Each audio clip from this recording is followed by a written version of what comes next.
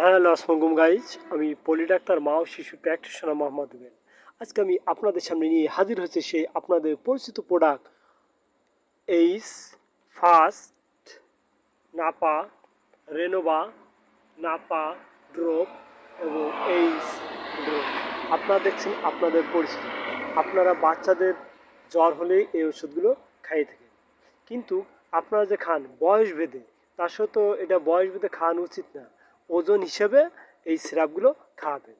আপনি যে সিরাপ খান সেটাই কাজ করবে, হয়তো নাপা করবে, নয় এইস করবে, নয় ফাস্ট করবে, রেনোভা। সবই একটা ভালো কোম্পানির প্রোডাক্ট। আপনারা দেখতে পাচ্ছেন সামনে ছেলে মেয়েদের ওজন মাইপে সঠিক মতো তারপর সিরাপটা খাবেন। এই সিরাপের কাজ হচ্ছে আপনার বাচ্চার বিভিন্ন ধরনের ব্যথা, ইনফ্লুয়েঞ্জা, জ্বর, জ্বরজা ভাব, নাকে সর্দি, হালকা, এই ধরনের সব সমাধান। তবে একটা কথা মনে রাখবেন, বাচ্চাদের ওজন মেপে ওষুধ খাবেন এবং জ্বর থাকলে খাবেন, নয়তো না। আল্লাহ হাফেজ, দেখা হবে আগামী ভিডিওতে।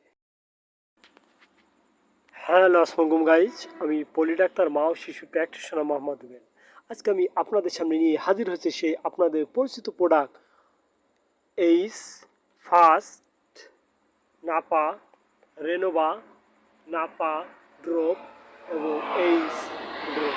আপনারা দেখছেন আপনাদের পরিচিত। আপনারা বাচ্চাদের জ্বর হলেই এই ওষুধগুলো খাইয়ে থাকেন, কিন্তু আপনারা যে খান বয়স ভেদে, তা সত্ত্বেও এটা বয়স ভেদে খাওয়ানো উচিত না।